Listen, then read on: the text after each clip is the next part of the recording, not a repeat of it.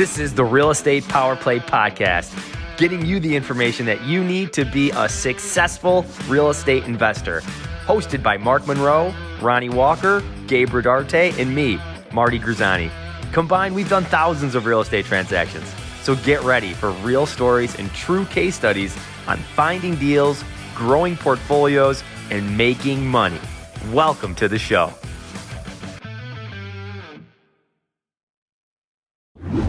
Hey guys, what's up? Welcome to the Real Estate Power Play Podcast, where we just have a great time sharing with you guys the tips and tricks and stuff we've been learning in real estate with me, Mark, Marty, and Ronnie. And we just like to have a good time and share what we know. And then we have these awesome opportunities like today to have guests, just speakers to come on, I guess we could call them, where we just have great conversations about real estate and how we can help out this next generation of investors grow. So today we have Matt. I don't even want to do an intro on Matt because he's done so many things. I don't even know how to explain the stuff you do, even today. So you have a lot of stuff. So why don't we just dive in and go to, you can just tell me what you do. I get the best answer. People are like, hey man, what do you do? I'm like, I do whatever it takes. Yeah, that's what I do. Wherever the money goes.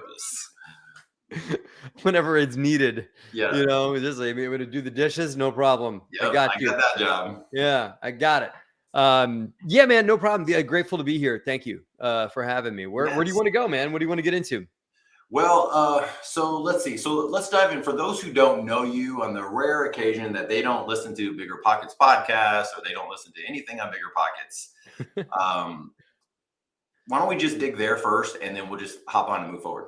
Sure, man, no problem. So Matt Faircloth, been investing full time since 2005. My wife and I were lucky enough to get involved in a rising brand new organization called Bigger Pockets back in 2013 that was just rising into the market on real estate awareness and real estate education, and started writing articles for them, and then went on the podcast a year or so after that. And just have had this very great relationship with them over the years, and wrote my book a few years ago, Raising Private Capital, which Gabe is super excited to announce it's about to get released for a version 2 of Raising Private Capital. Yeah, an upgrade, a new edition of the book. Yeah. So and my buddy Pace Morby wrote the new prologue to the book and everything like that. So everybody stay tuned for that.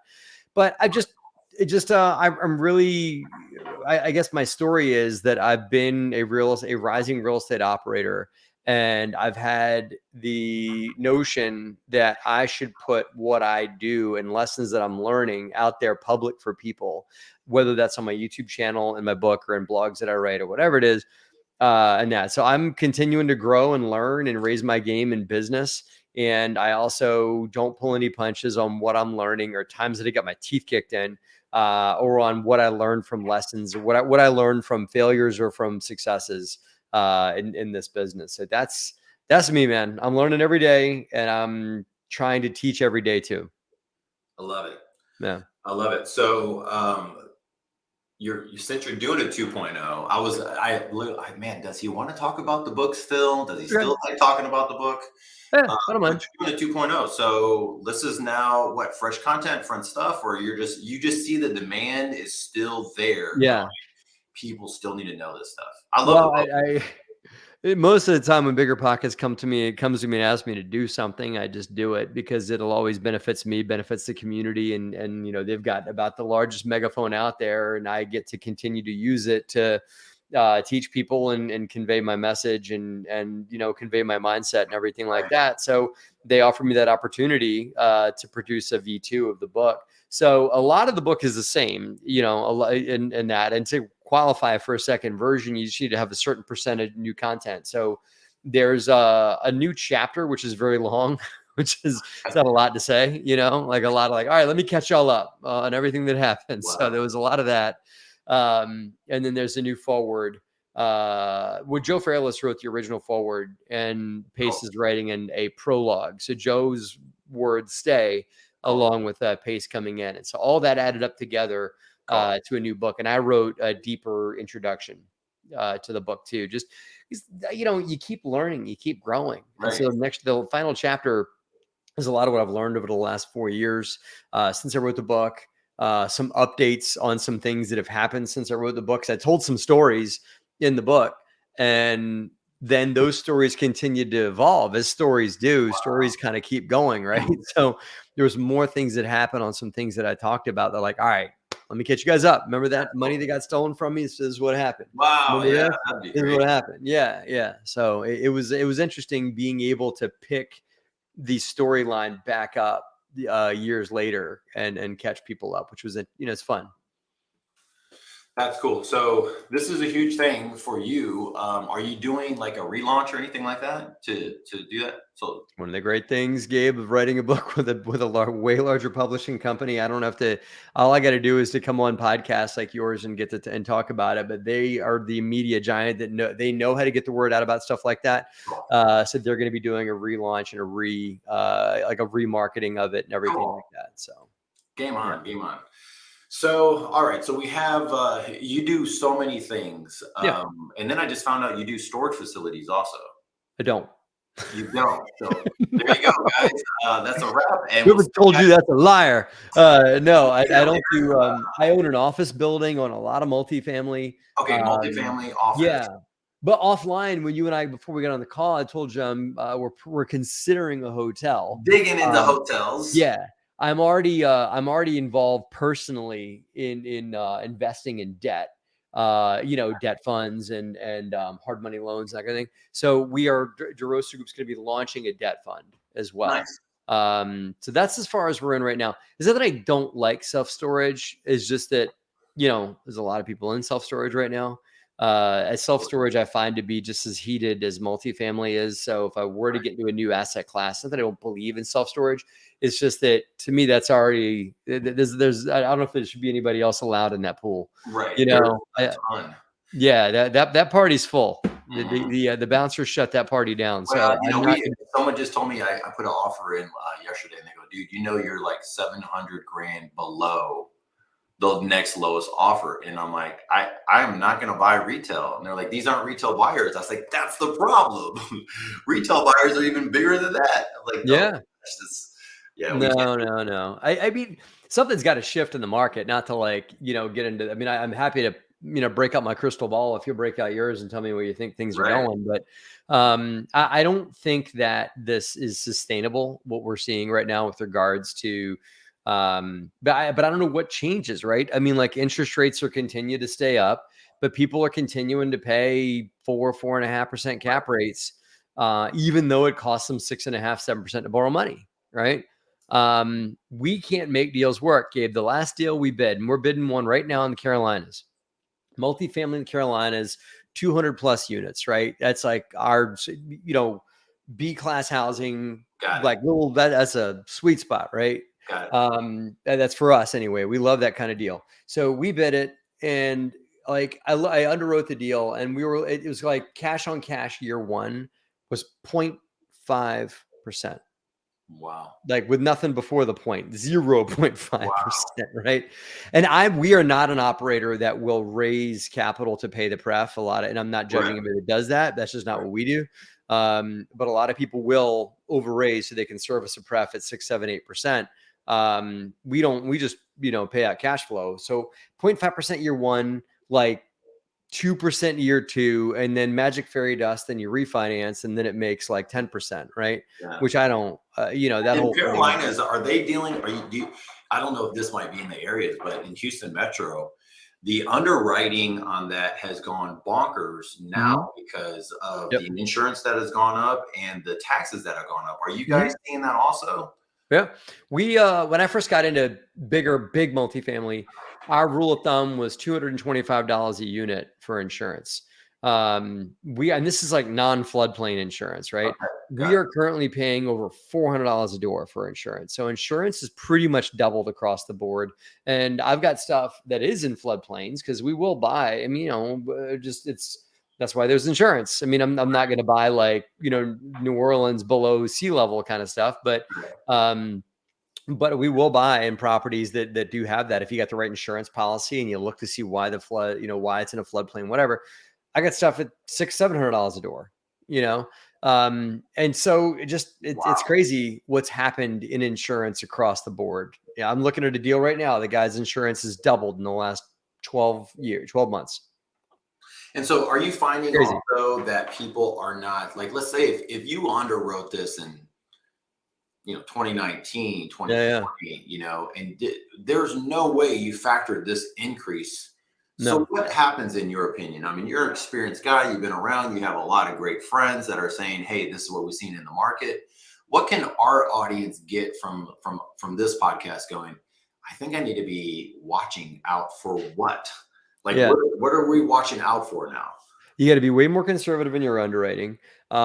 People tout rent bumps, but it no longer goes right to the bottom line, because people, you would say like, okay, if I can increase rents, X amount of percentage. In multifamily, like $200 a door is a really good rent bump. For self-storage, it could be 15%, whatever, right?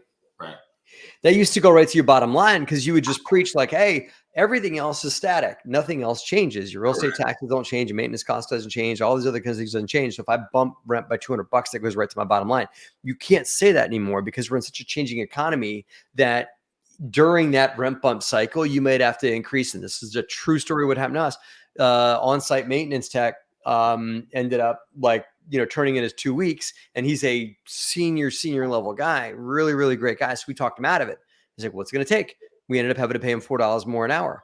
Happy to pay that. He's a well-seasoned guy. I wanted him to make at or above, market rate for salaries. But so we had to pay to retain him. So payroll goes up for that. As you just said, insurance goes up. Every time we get, renewals on insurance, it's at least 15%, if not 30%, on insurance. So I think that what I'm seeing is that you need to keep rents at market just to keep up with your expenses. Not just so you can value add play your deal, but just so your deal stays healthy. Your rents need to stay at or close to market. Number one. Number two, when you're underwriting a deal, you've got to get real bids from vendors. You can't just use rule of thumb. Again, I mentioned rule of thumb for insurance, $225 a unit. Mm-hmm. That used to be the way to underwrite. Use rules of thumb. Well, because we were in more of a static market, things didn't change as much. Right. Now you got to get bids for everything, and double check all your numbers on deals, and call vendors before you even put offers in to say, and you can't even assume that you're going like if you're buying a property, you can't assume that you're going to inherit their insurance number, because insurance may have changed from the time that they got their renewal to the time that your renewal came in. So the expense hockey puck is moving much faster than people think it is. What happens to this? What is your perspective? We're not talking crystal ball stuff, but we're talking as a savvy investor who's going, okay, I've seen this before in some areas, but this stuff is a little new. I don't know if there ever has been a season where you buy an asset and the expenses have gone through the roof that makes the asset that far off. Has there ever been a season like that where the insurance, taxes, and everything else just throws? That's why the property is out. I can understand CapEx stuff, but it's almost always rents. It's almost always rents below market. I've rarely seen. the only one time I've seen it, Gabe, is doing deals with oversized utilities, where because I came from a world before I got into multifamily. I was involved in industrial systems and stuff like that. And what I did back then was find ways to make things run more efficiently. And so I always look at utilities to say, how can I get these utility bills down? Right. And so that is something you can look at. And that's like a little secret hidden gem on, okay, how can I do water savings plans? How can I drop in LED lights? How can I do water metering or push the utility bill over to tenants if the market allows for that? So I tend to attack the utility line if I can. And a lot of people don't. That is really good low-hanging fruit that nobody really talks about. Right. People talk about water savings plans only because the federal agencies, Fannie Mae, Freddie Mac, will incentivize you to do that. But it's good for the planet. It's a good thing to do. Good feel good stuff to save water. It's just a right thing to do, really. But it also saves you money in operations, and it'll up your property value. Believe it or not, we had one property. We cut the water bill by down to 25% of what it was. It was $10,000 a month. I got it down to $2,500 a month through water savings plans. Wow. Yeah. So that is an unspoken about attack point on multifamily, and those listening should know that is that like utilities are a great way to save you money, up your property value, Right. and do the right thing too. Wow, that's awesome. So, okay, so go back to a second though. Do you see, besides the utilities, Yep. rent growth? Has there Mm-mm. ever been a time, or are you seeing something that's just kind of like an anomaly going, like, how are you underwriting these things if you don't know what next year's Yeah. 3 years taxes or insurance or whatnot? I mean, We get about as conservative as you can get. For taxes, you got to call the tax assessment office. That's what we do. okay. And you find out when they're going to reassess. What is the worst case scenario? How are you valuing this property? You buy in some states like South Carolina, they are going to use your purchase price as your new valuation, right? So what's that going to do to my taxes? Okay. So I'm sorry. You were talking about other ways to attack expenses. Let's see. Rent growth. You actually have rent growth. I Okay. think rent growth is played out. I mean, I think rent growth. I think that cycle's played itself out, and I think that if you're underwriting to any more rent, if you're underwriting to like 2021 rent growth or 2020 or even 2022 rent growth numbers, you're probably not going to hit those numbers because from what I've seen, actually, Bigger Pocket just released an article today on markets that are growing and markets that are now in the negative on rent growth. Wow. Yeah. And we haven't seen negative rent growth in a long time. And Right. some people think, oh, rent's stagnant. Like once rent goes up, it never goes down. Well, unless rent blew up in markets like Phoenix or Austin or whatever, where rent essentially doubled the last couple of years, that's not sustainable. It's going to come back down, and you're certainly not going to see double-digit rent growth anywhere anytime soon. Well, you're not going to see us underwrite to that. I don't know. Crystal ball's broken, right, Gabe? Yeah. So maybe rent grows another 15%, but we are not going to underwrite to that. Right. We're actually underwriting to 0 rent growth percents in the next year or two. Okay, cool. Yeah. And that's so good and helpful because that's pretty much what we do. It's like whenever we do our underwriting, I'm going, how do I want to factor, this area, this region, whatever we're looking at. Sometimes we're in St. Louis underwriting some stuff, and I'm like, how do I, some of the markets just aren't like major growth areas. Let rent growth be a surprise. Let it be a bonus. Let the deal work without it. I mean, your investors will appreciate that if you tell them, "Hey, man, listen, People are still buying at these crazy rates, though." No. And they're still buying above. Okay, cool. All right, guys. So we want to keep going. All right, so let's go into what you're doing now as far as a real estate investor company. You're wide, man. You're all over the place, and it's cool to see. It's just cool to I don't know. The way you do it, Matt, is somehow you have people involved in your journey. I don't know how you do it. I think it's a beautiful thing, man, where you're just like, come join the journey of this, this. I just turned the cameras on, you know what it has to do, Gabe, though, when I go out on social and whatever, there's so many people that are just so full of it, dude. Like you see on Facebook or whatever, all they're doing is saying like pretty much, look how amazing I am. Right. Everything's amazing in my business and it's amazing in my life. And all my students, plug for my coaching program, all my students there are amazing as well. It's like, you're full of it. Because nothing's amazing like that all the time. Yeah, and so we're just willing to bring people with us. And it's like, like, hey man, you want to watch a really slow car wreck? Well, come watch this deal that we own right here, yeah. And we're going to fix it and we'll tell you how we did it. I just think that the way we've been able to bring along a lot of people along the Bigger Pockets journey or through other vehicles that we have or through YouTube or any of that kind of stuff is by just being real about it. And instead of just flash in the pan, pound our chest like gorillas in the mist, it's like, no. It's we have good days, but we have bad days too. And we put them both out there, Right. Yeah. No, I love that about you guys.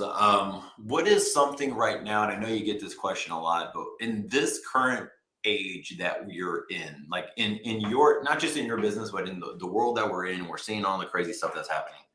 What is something that you didn't see happening that should be someone's top, at least in their top 5 KPIs or their business structure or how they're looking at their business nowadays, that you might have not have seen in the past 5 years? Like, what is something that you're going, I think everyone needs it. It's kind of like that, remember that time, and this is before some of the people were like, okay, as long as you have a good job, as long as you have food on the table, you have a house, you have work, you're good.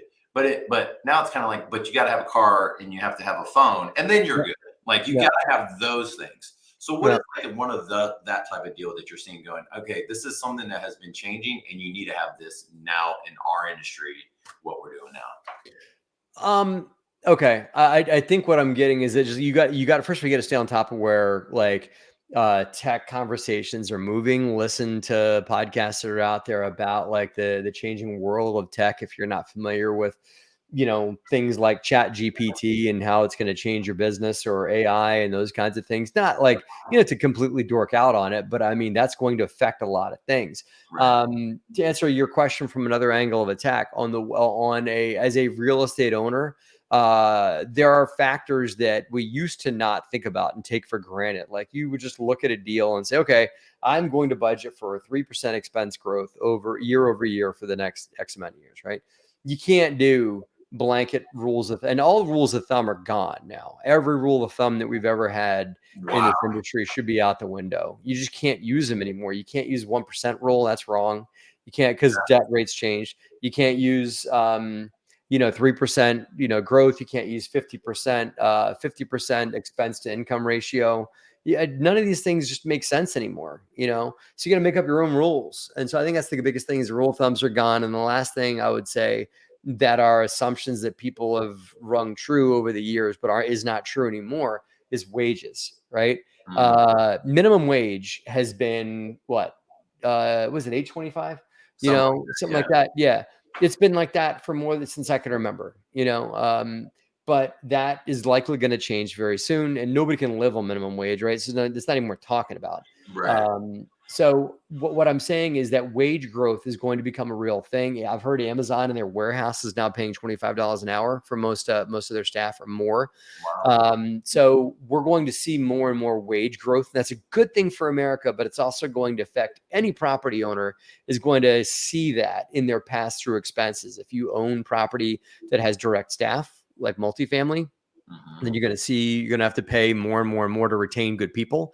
You'll see some affordability come in, which might push rents, or might just your tenants are just more economically stable, one of the two. But wage growth affects everything, right? If you look at everything that your property touches, at some point, a human being that made a wage had to touch that thing too, right? Everything from utilities down to insurance, down to, maintenance, and all the stuff on your property and rents are all touched by humans, and those humans make a wage. And so I think that wage growth is going to continue as high as they want to make interest rates, they can, but we're still going to see cost creep over the next, say, 5 years at least. And so those that are saying, oh, okay, the Fed stopped raising rates and they say inflation's gone now. Whew, that means I cannot budget for rising costs. No, it's BS. You're going to see costs go up a lot over the next 5 years. And so I think that we should be factoring that in to the way that we look at things, because Man, that is everything so else. good. I have a personal question, and this is just a thought. Go ahead. And the rest of the audience can just be in on this. But do you think that there is a I don't know how to say it. I'm just thinking about when I first got started. And I got started in after doing the flips and everything like that. We started creating notes, and I was part of the small group that we just created out of ourselves. And I run a group that's North Houston real estate investors, and is blowing up. We got 200 people in the room, blah blah blah. But I had this small group of guys, and they'll probably never listen to this, but man, they were a little bit older, and they always went by rules of thumb. And I kept on going, guys, you can't do that. But now that you're saying this, I'm wondering, are you running into that now also, going, they're the generation of investors that they're having such a hard time advancing because they're going, but this is how it should be. Yeah. And I've made millions doing it this way, or I've acquired this way, and I'm secure lifestyle because of this. And no, I don't want to choose your way. And then you have a different generation. I don't want to say younger. I'm just saying different generation of investors that are kind of new, that are going, this is just how it is. And they're able to progress a little quicker because they're Mhm. just assuming, hey, this is just how it is. I never knew anything. I never heard of 1% rule. Yeah. Well, look at like I mentioned him earlier. Look at Pace Morby, right? Younger guy, and has acquired millions and millions, millions and millions, millions of dollars worth of real estate because he's out there doing sub two. What does the rule of thumb around sub two say, right? I can tell you because I'm a little bit older, right? You see some of these grays. When I heard about him doing sub two, I'm like, dude, don't you worry about the due on sale clause, right? That's what my rule of thumb is that you are breaking the rules because the mortgage document says you can't sell a property but retain the mortgage in place, right? Well, Pace has proved me wrong on that one because he's bought literally hundreds of millions of dollars worth of real estate. And yeah, the due on sale clause comes due, but it's not like the bank shows up on a Monday and says, hey, due on sale clause, I need you to pay me off by Wednesday, right? It's like 90 days that you got to get out from under that. And you can sell or refinance in that 90 days. And he's had it happen, but only a handful of times, right? So that's an example of folks that are doing things a new way and shattering rules of thumb, even though people, it's almost like you tell like some folks from a younger generation or different generation, like you said, that you can't do it that way. You can't do seller financing on a multifamily. You can't do subject to. You can't do whatever it is, right? Master lease. Buildings. I mean, that's something that we've been working on is doing debt takeover for commercial buildings. And you have to be very creative in what you're doing. But at the same time, it's possible, and maybe in 2010 they're like, dude, there's certain rules that you just can't break. You can't do these other things. Yeah. So I totally get it, but you have just given me the aha moment. You kind of just put it's like a light bulb moment of going, it's not the old ways, but it's the ways of the rule of thumb have gone away. This is golden. I mean, I love it. Thumbs off. You name the show, cut your thumb off, right? There's no rule of thumb. That's crazy. Yeah.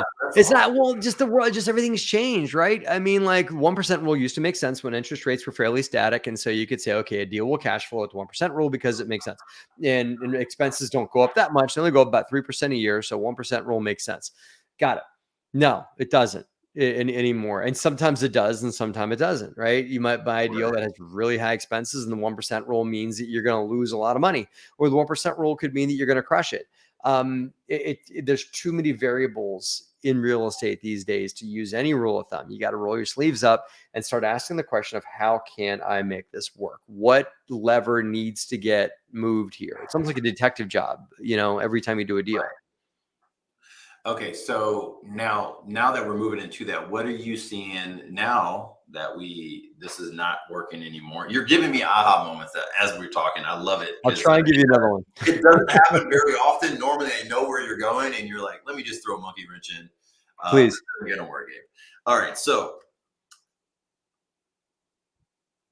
my mind is thinking here. So now we have to roll our sleeves up in ways we've never had before. We have a group of people that are buying properties that are used to the old ways, or used to, I would say the old ways, but the traditional financing and acquisition, those aren't happening. Yep. So what are the barriers to entry now that weren't there before? I think that before you used to just, you want to buy a deal. Okay. I will talk to a realtor or I'll do lots of, for somebody owner marketing, yellow letter, whatever, to make myself known to people. That I'll do one of those two ways to get deals, talk to wholesalers, those kinds of things. Now there's just a lot more ways that you can come up with opportunities, maybe by doing your own data, seeing like, okay, because the data is a new thing. Like you couldn't go online. You could maybe go into public record, like literally into the public record offices or whatever, and find someone who's got a 10-year-old mortgage that's about to come due, that's owned it forever, has a bunch of equity. And I go, get a hold of them that way. Now you and I could just go online on a computer and like we're doing this now. I mean, we're targeting a few cities in North Carolina, and we've got data on properties that have older mortgages with older owners, that have a lot of equity, and we're pursuing them directly because I've got access to the data, right? And data is going to become more and more accessible to everybody. And so it's going to be harder and harder, I think, in the world as we go into the future, Gabe, to have the inside edge on anything, because we're getting to the point now, Gabe, where if I want to know something, I'll know it. There it is. And you get AI a little bit further along. You could say, okay, I want to invest in Houston. I want to invest in a 4-family. I want a seller that's in distress. Yeah. And you would tell that to your AI assistant, and it would say, here's a list of 15 deals that meet your criteria. Is this good enough, or do you want more? And oh, by the way, do you want me to set up a meeting with you and these owners? Yeah. Right? That's how we're not far away. No, we're not. But access to data used to be the keys to the kingdom. Now it's just the field is normalizing faster than people realize that it is. And so you're not going to be a delicate little snowflake real estate investor. The only way to get ahead is going to be to hustle and grind, and not to like have some little secret hack equation or a really special written yellow letter that you wrote that your competitor didn't think to write to get somebody's attention, because getting that person's attention is going to be, anybody's gonna be able to get a hold of them. This is so good. This segues into like this epic question that I wanted to ask you, because you've done so much, you've talked to so many people, your database is very unique. What is the skills that you think we're going to need in this next future, or the current market that we're in and where we're going, knowing this other stuff, knowing where you came from, knowing everything that you know now? Are you saying that, hey, you kind of get back, you have to get back to actually negotiating and learning some skills of like people relationship? Yeah. Is that what we're going back to? Like, I love it because I'm good at that. But at some point, I'm just going, I can't believe you just, you're locking up deals like this. Like, you're just running over people. And how is that possible? Mm-hmm. In my opinion, I could be way off, but with the more data, you have to have an edge somewhere. Well, I think that you got to seek to understand. I'll give you an example, right? We've talked to a few baby boomer owners. And if you understand where a baby boomer owner is coming from, they're likely in their 70s, right? I'm dealing with one right now. Guy owns a 9-unit that we're looking at, free and clear. Okay. Guy bought it in like 92. Okay. That is his personal income. And as much as I could buy this thing from this guy and put a lot of money in his pocket, he's giving up his personal income, right? And he's gotten a lot of lowball offers. He's gotten a lot of offers that make sense, but nobody's addressed what his real problem is how am I going to make a living? Yes, I could sell it and pocket all this cash, but I got this cash cow and I've been living off its milk. And you're expecting me to kill my cow and eat the steak, but I really just want a glass of milk each month, Yeah. And so we're working with him on finding a way that he can keep his revenue stream going, which is all he really wants. Right. So the way I give myself the upper edge, or try to give my upper edge, is in situations like that, is I seek to understand. And that's like old school 7 Habits of Highly Effective People, but I love that book. And so I'll quote it. It's seeking to understand where someone else is coming from is far and away the way that you're going to make yourself stand out. Because this guy's turned down lots of offers to put a lot of money in his pocket, but he's listening to me because I'm like, I'm going to put a lot of money in your pocket, but also I'm going to put a monthly check, which is AKA seller financing. Right. And I'll have you finance part of it, and you'll keep that cash cow. Right. It's ways like that, Gabe, that we make ourselves stand out. Is by approaching people from where they're standing. And the human side of things. As much as data is becoming huge, what I'm talking about is the human side of the transaction, and realizing I'm still talking to a live human on the other side of the transaction. And data, Chat GPT, AI, and all that got me to the table, but now I'm at the table. I got to put all that away. I can't just pull my computer up and say, what rate of return would you like to get on your cash? And let me, treat this like a transaction. If you treat them like a people. How would you help people go through this? And I totally agree. And this is kind of like, this is my strength. So this is why I'm really excited about this. You saying that gives me more comfort, because at first the Chat GPT and everything else is kind of like, oh crap, like you better learn this stuff, because it is put in industries. I get it. Those are just tools. What would you tell someone who is, no matter what age, is getting involved, or maybe they're a teacher. We got plenty of those around, where there's teachers that I just want to subsidize what I'm doing, or I want to pay for my kids' college or something. Would you tell them knowing what you know with this relationship building, how would you tell them going, look, it's not hard to go and figure out how to buy an asset, to buy real estate, go join some stuff. You can read, you got a book, you got this other stuff. But as far as that building relationship thing, is it just like, is it as easy as read 7 Habits of Highly Effective People? Or is it like, you need to learn how to network, or you need to learn how to communicate? Like, what would you advise? Like, what would you advise the younger generation? Well, I think it's like you read it's like read these 3 books, then you're an expert, right? That used to be the way that it was, or just read Rich Dad Poor Dad and you're good to go, right? I think that like to answer, like, let's talk about the teacher you just talked about, right? And I'm talking about like a teacher professionally that's making like X amount of dollars per year, wants to maybe save up to send their kid to college and realizes there's just better places to put that money. Maybe put some of it on Wall Street. It's not like the devil works on Wall Street. Maybe he does, but he's other places too, right? So, Wall Street's okay, but there's maybe they want to diversify. Got it. You don't need to go full time like you and I do to be successful in real estate investing, and that's like something people need to realize, that if you want, there's 2 paths that you could have. I want to quit my job as a teacher and become an active real estate investor. Great. That means you got to stay ahead of the curve. You got to listen to a lot of podcasts. You got to read a lot of books, and and the curve is going to continue to get steeper and steeper and steeper. And you've got to stay in with it so you can stay an active operator, and the sky's the limit on how much money you can make. Great. Or you can keep the job you love. Maybe you love being a teacher. Maybe you love being a firefighter. Maybe you love being a lawyer. Maybe you love being a surgeon. Whatever it is you do, keep doing that because you have to, because you want to, because you like to, because the security that you get, whatever. And then just diversify your investment strategies by going on Bigger Pockets, listening to this show, going online, still reading books, and becoming learned on what passive investments you can make. And it's okay to be a passive investor. It's okay to just put your money to work in other asset classes, because I think that active operators like you and I are going to become more and more mainstream. That's good news, is that we're going to become more and more mainstream to people, and we're going to become a direct competitor to Wall Street.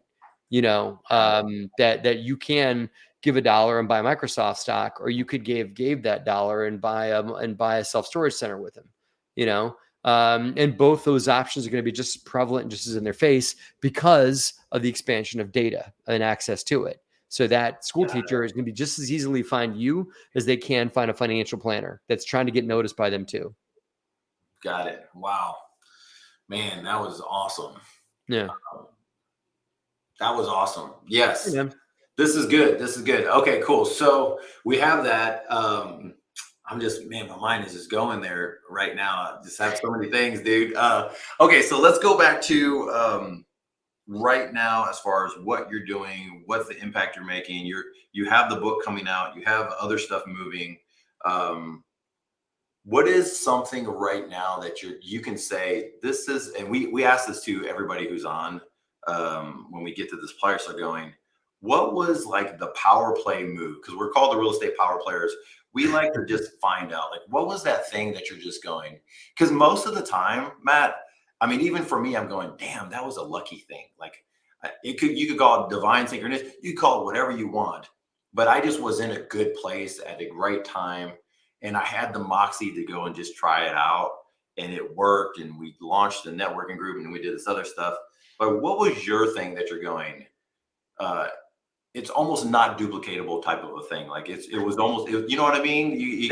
It's almost like something like, I would tell you to do and follow my path, but there's this one thing that just wasn't duplicatable. And that was, what would you call your power play opportunity?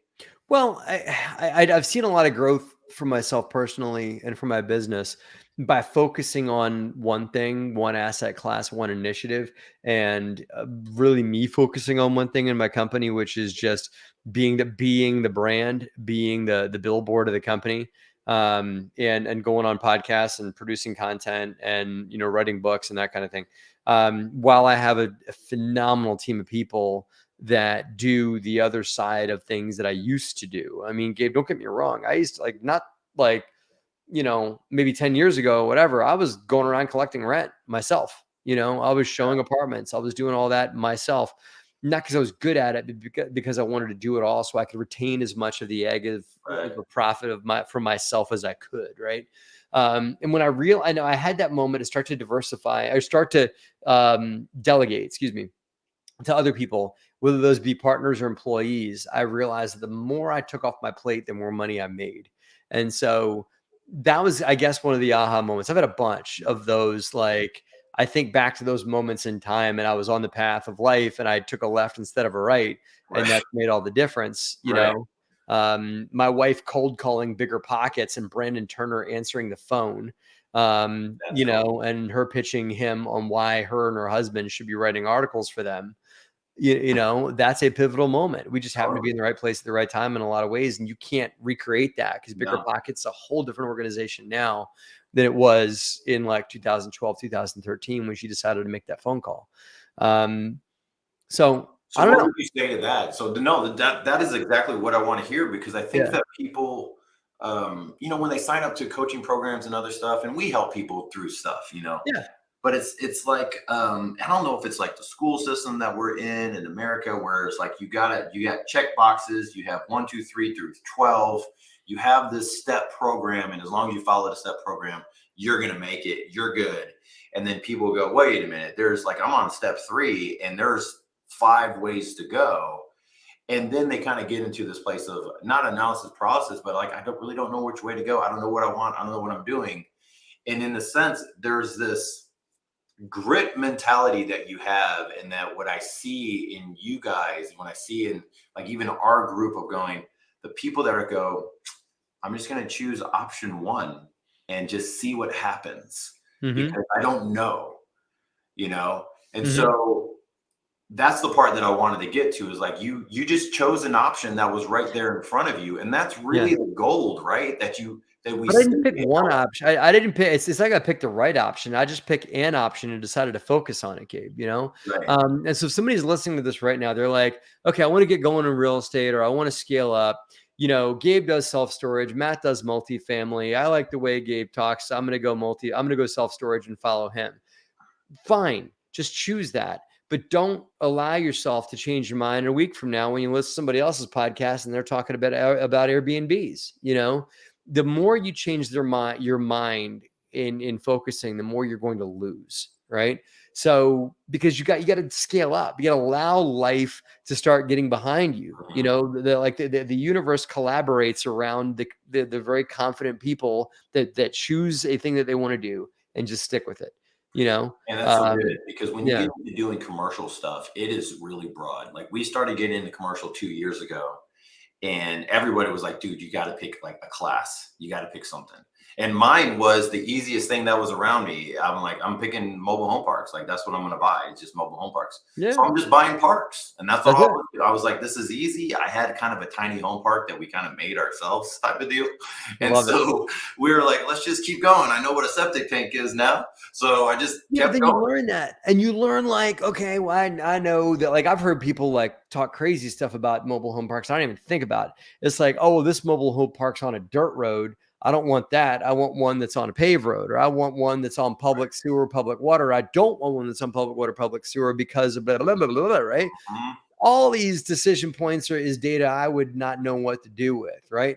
But because you decided to stay focused, it just allows you, like, focus allows you to determine so quickly what you want, what you don't want, you know? And you can just so quickly say, oh no, for me, we don't invest in Ohio. You know, we only invest in the Carolinas. Not the Carolinas are better. It's just that that's our focus. That's where our growth point is. We've chosen that. And I get there because I've done a lot of things, and I've done a lot. I've narrowed down. I'm to the point now, well, it's not just the Carolinas, it's certain cities in the Carolinas that we focus on. So it's allowed me to say no to a lot of things. And that's really the power, right? Like, I sat down with a guy who's doing really well in the hotel industry, and like really, really well. And I was asking him about stuff, and he goes, listen, Gabe, he's like, did you get to underwriting 1,500 yet? And I go, what do you mean? And he goes, when you have underwritten 1,500 properties, you're at the place where you can do everything on a napkin. He goes, that's how much work I put into multifamily properties. He's like, it was horrible. It was 25 property equals. It was, and the look on his face was like a disgusting, like, oh, I don't want to go back there, please. But he was just like, now you got to go do that. And I'm like, whoa. I said, are you kidding me? He's like, look, you just got to use the Kobe Bryant and the Michael Jordan model. Like when you're done with practice, go practice some more. Yeah. Because you want to get to that point where you can just pick up your phone and go, here, let me pick up a couple things. Hold on a second. What is this? What is this? No, like you have to be at that place. And I think that's that special sauce that you were talking about. Like you can have all the data, you can have other stuff, but you need to really get enough knowledge and experience to have the gut go, I like this one. Yeah. You heard that Bruce Lee quote, right? Yeah. What is it? 1,000. What was 10,000 kicks. I don't trust the man that knows 10,000 kicks. I don't fear the man that knows 10,000 kicks. I fear the man that has practiced one kick 10,000 times. For sure. Right? He's gonna kick your teeth out, but that one kick, if he can land it, you are done. Right? Think about that. But I mean, I don't want to dabble. And I used to, and I know this. Did you ever dabble? Were you a dabbler? Yes. I was a dabbler for so long, man. Really? There was a point I had like 3 or 4 fix and flips going. I was chasing some small multi, like really small multi, like, single digit multifamily. Yeah. I was chasing that. I was doing fix and flips. I had a couple of wholesales going at once. I had it all going on. And I also owned an office building, which I still own. So I did so much. And I mean, you never knew what the day was going to bring. You wake up out of bed and it's like, okay, am I going to be putting out a fire, or am I going to be, chasing something around? Am I going to be chasing my tail? I'm going to be maybe like making some progress and getting a deal. But it was very few times was it peaceful. And I found myself running around in circles and not making any more money each year. My income was not increasing on a year by year basis. It was only by focusing and that I grew. So fine. You want to focus on fix and flips? Do that. Airbnbs, do that. Nothing's wrong with any of these things. Just know how to play that vehicle that you're riding into the new economy. That's it. There's a way you can make a ton of money on fix and flips in a down economy. Right. And if the economy starts to take you can make a lot of money doing that. Right. You can make a lot of money doing anything. Just as we said, practice the 10,000 kicks. That's so good. Guys, we have to wrap up. We both have, he's got to go learn how to do hotels and other stuff. He's about to buy something else. Speaking of completely not focusing and doing new things. Let's add something else to it. Matt, I appreciate you. So best ways to get a hold of you. Just DeRosaGroup.com. That's my company website. We do have coaching programs. You can join us there on that.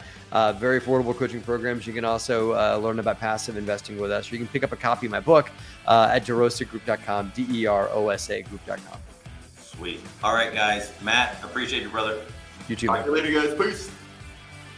This has been another episode of Real Estate Power Play, guiding real estate entrepreneurs to a brighter future. If you liked what you heard, consider subscribing wherever you listen to your podcast, or follow us on YouTube at Real Estate Power Play.